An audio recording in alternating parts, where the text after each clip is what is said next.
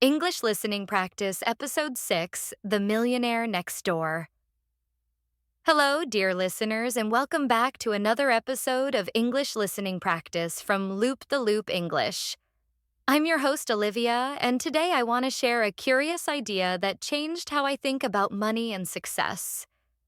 We see news shows and magazines full of stories about celebrities with flashy cars and huge mansions. But behind quiet doors, some folks have built real wealth with simple everyday habits over many years. In our chat today, I'll share these easy habits from a book called The Millionaire Next Door. And I'll talk slowly and use clear words and fun stories so you can see exactly how small choices can lead to big results over time. You don't need to read the book. It's like having a friendly guide to show you how to become smarter with your money. Let's imagine a neighbor you know. Every Saturday, they mow their grass at sunrise.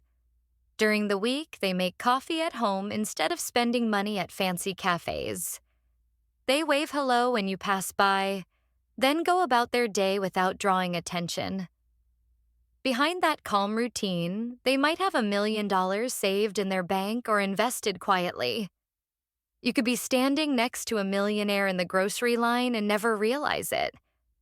That idea feels almost magical, but it's all about habits, not magic. Let's get started. First, let's talk about frugality. Frugality means focusing on real value instead of style. Let me tell you about my cousin. She used to buy a brand new smartphone every 6 months because she liked having the latest model. However, after a while, she realized that these purchases were cutting into her savings, and the new phones weren't really that different from the ones she already had. One day, she decided to stop upgrading so often and instead keep her phone until it no longer worked well. With that change, she saved hundreds of dollars each year. She took the money she was going to spend on new phones and put it into a small investment account. Over time, that account began to grow, and she felt proud, knowing her choices were helping her future instead of just her style. Another powerful habit is to ask yourself the question, will this last? My brother used to get a new car model almost every year. He loved driving off the lot with everything brand new and shiny, but after a few years, he noticed a pattern. The excitement faded quickly, and he was always stuck with higher car payments and fast depreciation value. He started asking himself if that thrill was really worth the money. Eventually, he broke the habit and chose a well-maintained used car instead. One that didn't impress anyone on their first glance, but worked just as well and cost so much less, the choice saved him thousands over the next couple of years. By asking himself, will this last?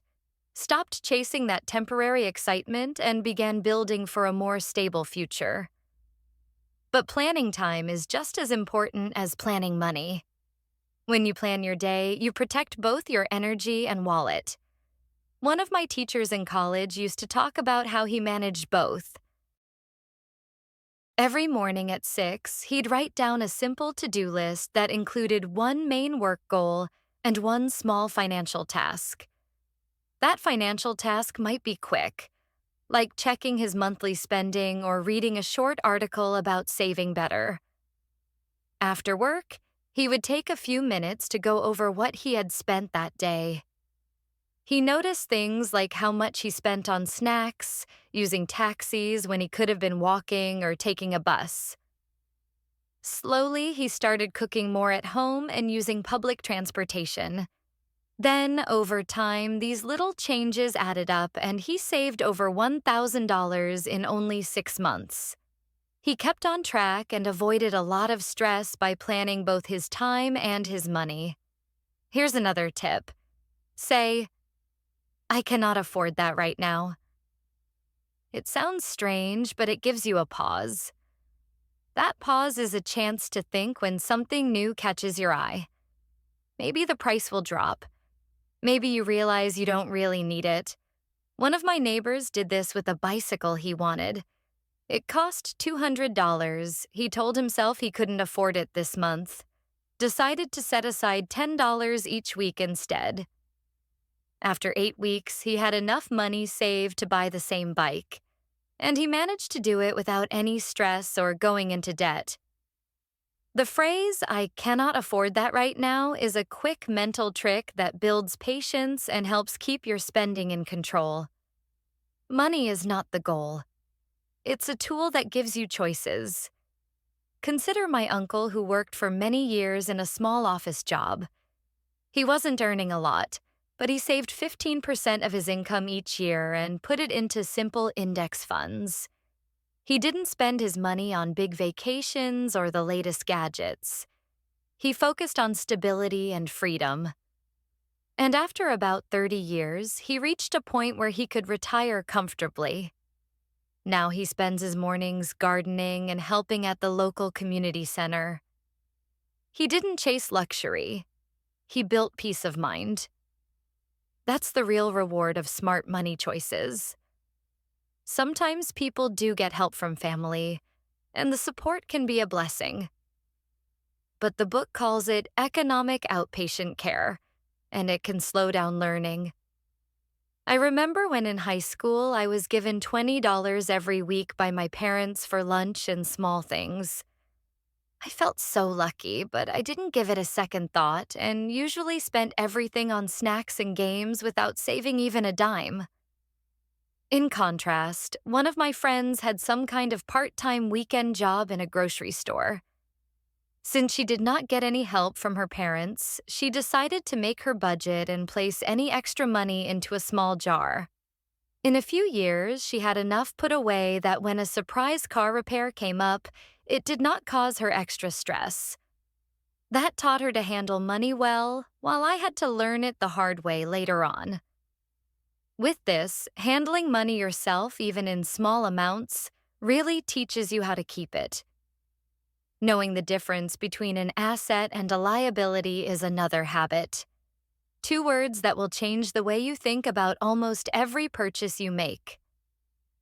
Assets bring money into your pocket. For example, think about a rental property that pays you rent every month. Liabilities take money out.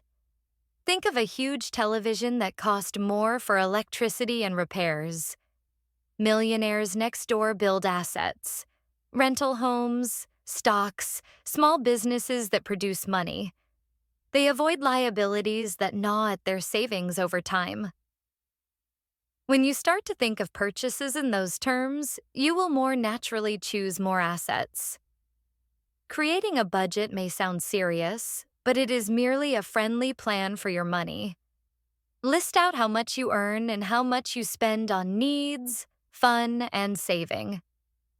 Then pick one expense to reduce. Maybe like my friend Malene, who realized that she was spending too much on takeout lunches at work every week. She started by cooking simple meals on her days off twice a week, then increased it to 4 days. She saved that leftover money in a jar on her kitchen shelf. After a year, she had enough money saved to pay for some car repairs without needing a loan or stressing over it. A budget is just a map.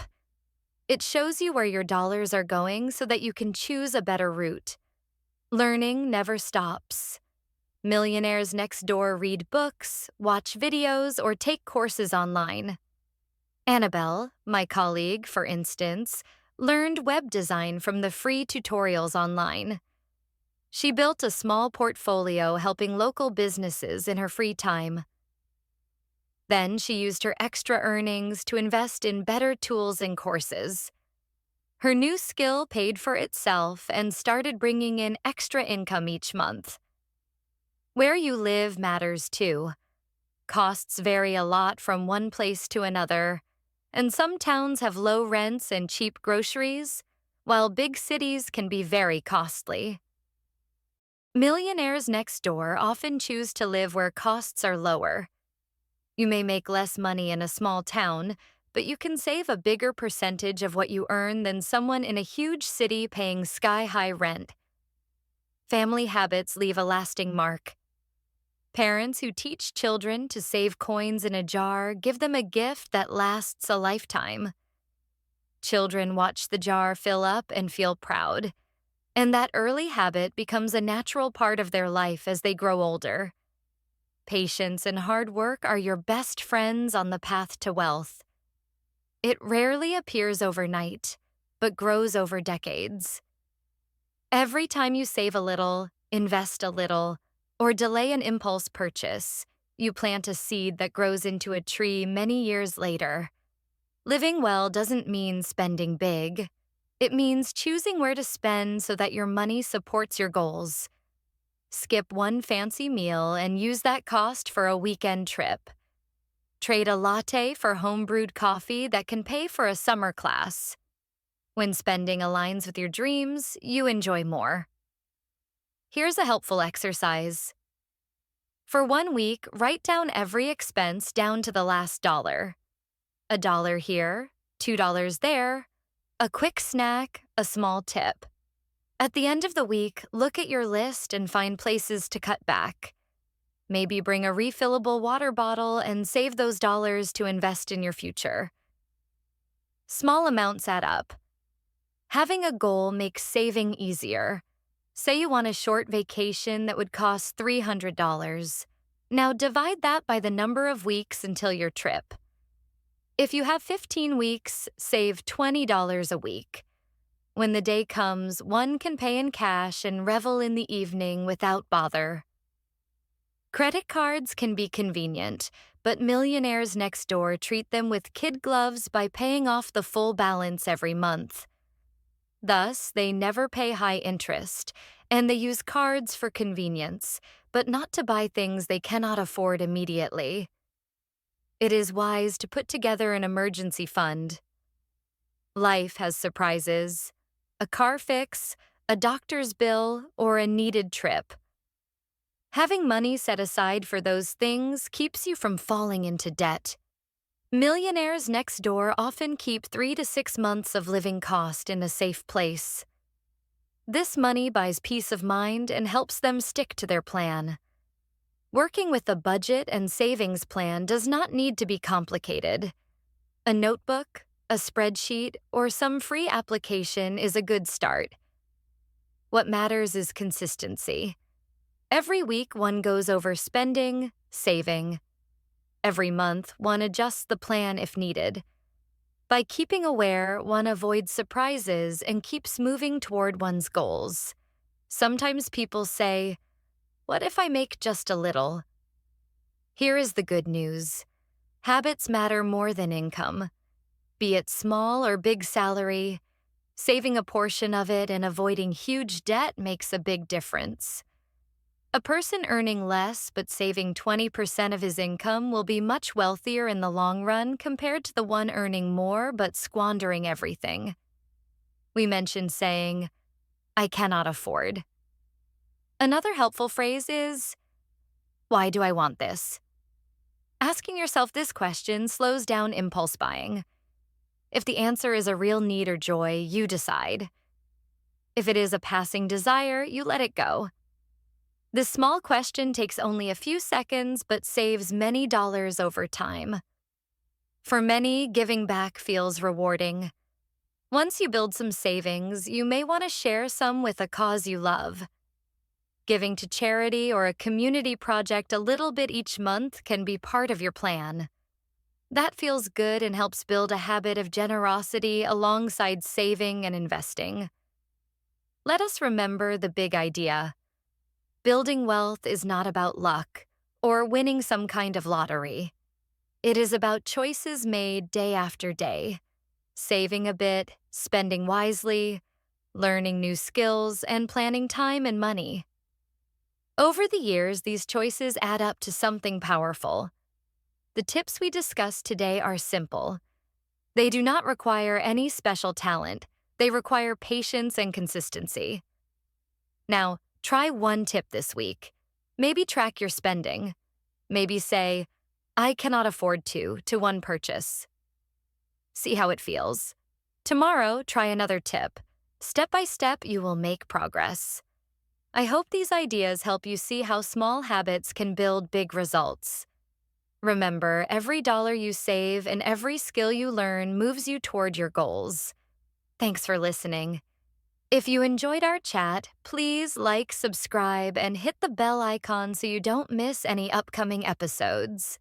Subscribe Loop the Loop English channel, share with friends who want simple ideas for saving and growing. See you next time. Goodbye.